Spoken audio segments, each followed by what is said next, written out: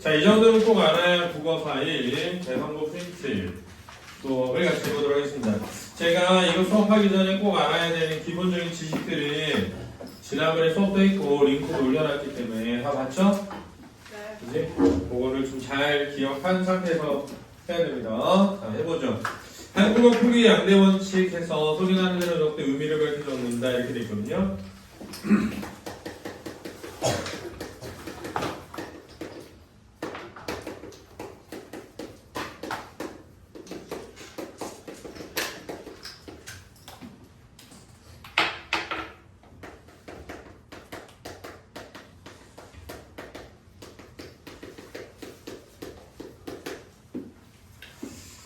자, 이렇게 되어 있는데요.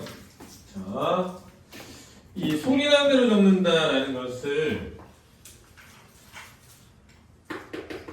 표은주의 원칙이라고 합니다. 표은주의 원칙. 그렇죠?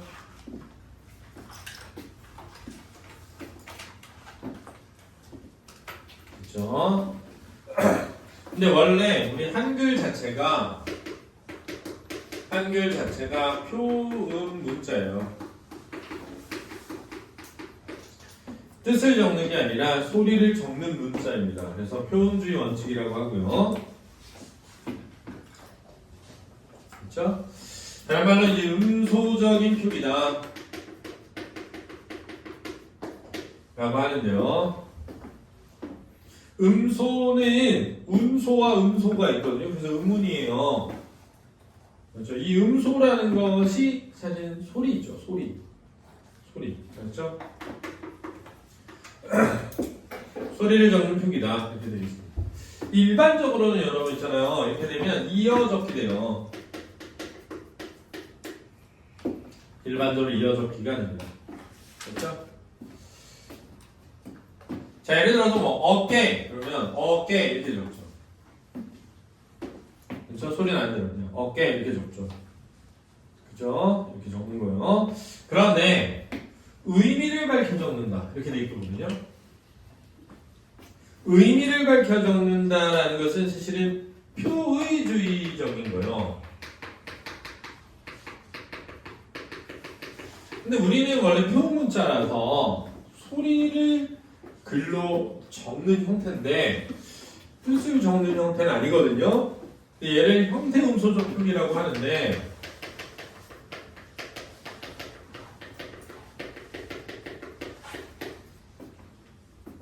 그러면 왜 이렇게 의미를 밝혀 적느냐라는 걸 이해됩니다. 이거를 이제 한마디로 말하면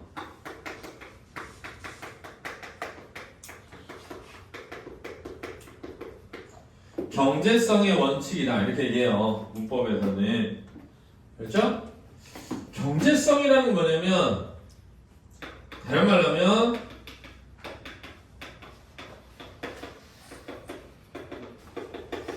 의사소통의 효율성이라고 할 수 있겠습니다. 1인이 의사소통의 효율성. 자, 예를 들어서 만약에 꽃이라고 적었다고 해봐. 소리 나는 대로. 소리 나는 대로. 그러면 여기가 이게 이거일 수도 있죠. 왜냐면 얘가 소리가 꽃으로 나니까, 그지? 이거일 수도 있죠. 그렇죠? 그러면 얘네 둘은 전혀 다른 뜻인데 서로 뜻이 다른데 소리 나는 대로 적기만 한다면 그렇죠? 우리가 뜻을 구별하기가 어렵죠. 이해되니? 이게 지금 어떤 의미로 쓰였는지를 모를 수 있잖아요. 그지? 그러니까 소리 나는 대로 적되 그렇지? 뜻을 구별해서 적으면 훨씬 의사소통이 쉬워지는 것들은 뜻을 구별해서 적자 이렇게 된 겁니다. 이해됐죠? 그래서 주로 어디에 적용되느냐? 주로 체언과 조사에서는 구별해 적는 게 좋겠다. 그렇죠? 어간과 어미도 구별해서 적는 것이 좋겠다. 이렇게 생각하는 겁니다. 알겠습니까? 그러니까 예를 들어서 잡으세요. 자, 예를 들어서 어간과 어미를 구별하지 않고 소리나를 적으면 갔어요, 갔어. 그렇지? 근데 구별의 적으로 되죠? 갔어. 이렇게 되죠, 그죠? 그럼 어떻게 하는 것이 의사소통의 효율성이 높다? 요렇게 하는 게 효율성이 높다는 거죠. 그래야 어감이 고정되어서 이게 어떤 단어에서 온 것인지를 알기가 쉽다는 거예요. 이해됐니? 무슨 말인지 알겠지? 그러니까 체언과 조사도 이렇게 적는 것보다는 체언과 조사를 구별해서 적는 것이 의사소통에 효율성이 있고 어감과 어미도 구별해서 적는 것이 의사소통에 효율성이 있겠구나. 이렇게 되는 겁니다. 됐습니까? 자, 그런데 이제 잘 보세요. 그런데 어근과 접사의 경우에는 어떻게 할 것이냐. 이게 이제 겁니다. 어근과 접사의 경우에는 어떻게 할 것인가. 이거예요. 잘 들으세요. 여기서 이렇게 하는 겁니다. 접사가 자주 쓰이는 접사야. 그렇지? 자주 쓰이는 접사야. 그럼 자주 쓰이는 접사가 뭐가 있느냐라고 할 수 있잖아요. 그죠? 자주 쓰이는 접사가 뭐냐면 이라든가 이라든가 히 이런 것들이 있어요. 그렇죠? 그러면은 얘네가 아닌 애들 자주 쓰이지 않는 접사도 있겠죠. 나머지예요. 그렇죠? 이때 자 보세요. 이때 뜻이 멀어지지 않은 경우에는 의미를 밝혀 적습니다. 근데 뜻이 멀어진 경우엔 소리 나는 대로 적는 거예요. 그 다음 자주 쓰이지 않으면 소리 나는 대로 적는 겁니다. 자, 예를 들어서 막다라는 말의 용언 어근에 명사를 만들어주는 애가 결합됐다고 해보죠. 자, 소리 나는 대로 적으면 어떻게 되죠? 되죠, 그죠? 그 다음 뜻을 구별해 적으면 막 됩니다. 자, 이때 애라는 접사는 자주 쓰이지 않죠. 이가 아니잖아요, 그죠? 자주 쓰이지 않으면 소리 나는 대로 적는 겁니다. 그렇죠? 하나 더 예를 볼게요. 집이라는 어근에 이라는 접사가 결합됐다고 해보죠. 그러면 소리 나는 대로 적으면 뭐가 되죠? 지붕이죠. 뜻을 밝혀 적으면 집웅입니다. 자, 웅이라는 접사는 자주 쓰이지 않는 접사니까 이렇게 되는 거죠. 그렇죠? 자, 목이라는 말에 걸다라는 말에 이가 결합됐다고 해보죠. 자, 이 이는 자주 쓰이는 접이나 하지 않습니까? 그죠?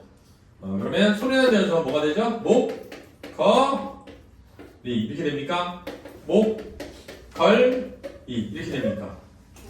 그렇죠. 뜻을 구별해 적는다. 그게 되는 겁니다. 그렇죠? 됐습니까? 자, 그런데 예를 들어서 목이 걸걸한 병도 목걸입니다. 그렇죠? 자, 얘는 걸걸하다예요. 얘는 걸다입니다. 목에 걸다. 그럼 목걸이는 이라는 자주 쓰이는 접이사가 쓰였지만, 알았죠? 뜻이 멀어졌어요. 우리가 이걸 뭔지 몰라. 목걸이를 목이 걸걸한 거야. 못 떠올려. 자, 못 떠올린다는 건 뜻이 뭐해졌다? 멀어졌다. 이렇게 얘기하는 겁니다. 뜻이 멀어지면 어떻게 적는다고요?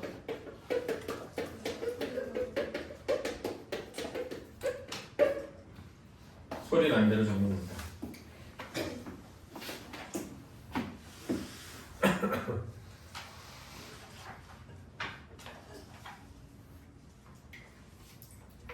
자, 그러면 이제 그 중세 근대 국어에 보면 셈이라는 말이 보이죠. 자, 어떻게 적었다는 겁니까? 셈이라고 적었다는 겁니다. 그렇죠? 깊은 어떻게 적었다는 겁니까? 깊은 이렇게 적었다는 겁니다. 그렇죠?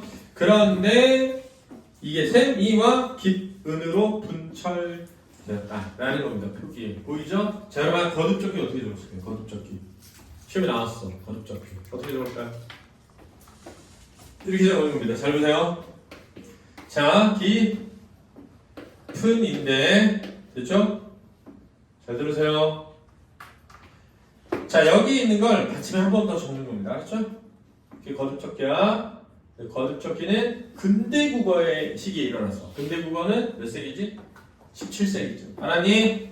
17세기쯤. 17세기의 종성 표기는 7종성법입니다. 알았죠? 우리 했어.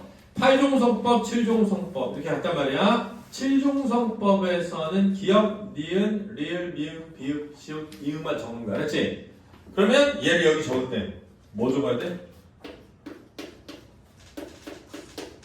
이렇게 적었다는 겁니다. 그 다음에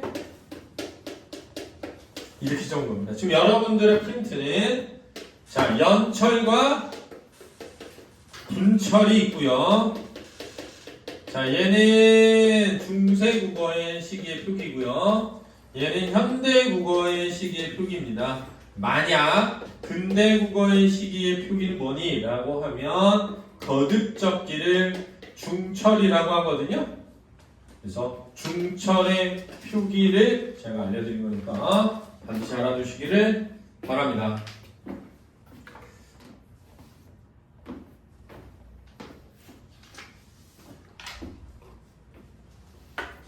자, 여러분 밑에 표 보면 현대국어의 동일한 어근과 접사가 다른 의미일 때, 동일한 어근과 접사가 다른 의미일 때 이 두 가지가 나는데 반드이라는 말이 있어요. 자, 이 네모 쳐봐.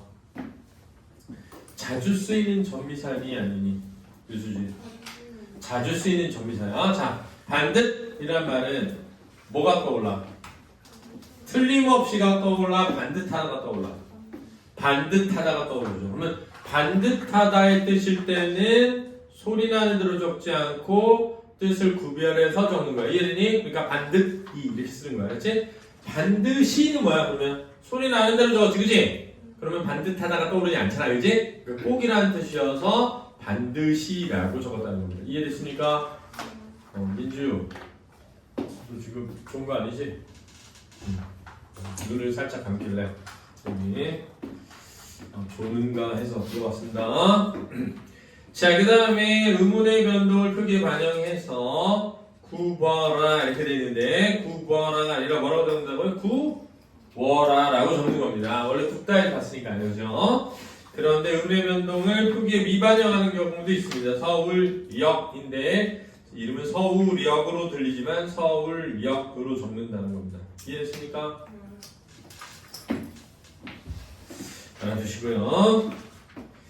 자, 그 다음 중세국어의 표기법 세 가지에 보면 연철, 분철, 혼철 이렇게 되어 있습니다. 그래서 연철은 앞선 형태에서의 받침을 디귿절 초성에 옮겨 적은 거기 때문에 먹을 사람이 이렇게 되어 있고요. 중철은 분철은 끊어 적기이기 때문에 받침을 디귿절로 옮겨 적지 않죠. 먹을 사람이 이렇게 되는 겁니다. 그런데 혼철은 거듭 적기라고 하고요. 이거 중철이라고도 하고 혼철이라고도 해요. 앞 형태에서의 받침과 디귿절 초성이 거듭 적습니다. 먹을 사람이 이렇게 적는 겁니다. 이해됐습니까? 네, 잘 알아주시고 개념 확인 문제 같이 한번 쭉 풀어보시기 바랍니다. 알았죠? 알았습니까? 자, 지금부터 1번부터 개념 확인 문제 한번 쭉 풀고 질문 있으면 받고 다음 거 설명해 보도록 하겠습니다. 수고했습니다.